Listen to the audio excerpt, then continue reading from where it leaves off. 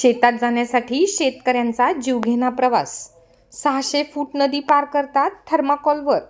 देवखेडचे शेतकऱ्यांचा जीव मुठीत घेऊन प्रवास. पुलाचे अर्धवट कामामुळे शेतीत जाण्याचा रस्ता बंद.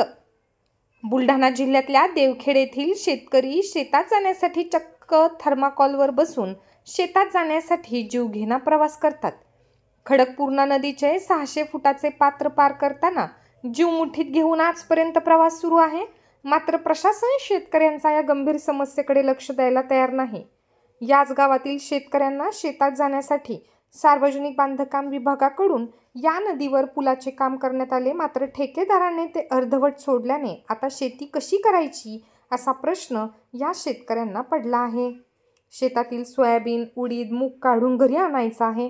मात्र रस्ताच नसल्याने शेतात अनेक दिवसापासून जाऊ शकत नाही. त्यामुळे पुलाचे काम करून रस्ता सुरळीत करावा अशी मागणी शेतकऱ्यांनी केली आहे. आता बोल, आता काय बोलायचं? तिकडे तिकडे पुढे पाय तिकडे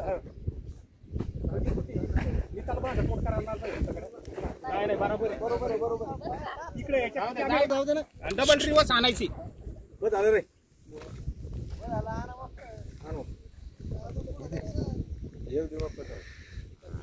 पलीकडे जा तिकडे आड पाहता बोल तिकडे सर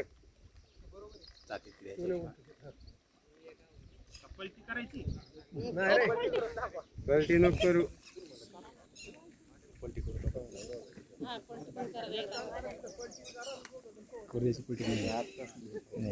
पक्के पाहुणार ते दोघं. जाऊ दे मामा तिकडे जाऊ दे जा लागत जा डायरेक्ट जा आम्ही तू वर जा पलटी करा एकदम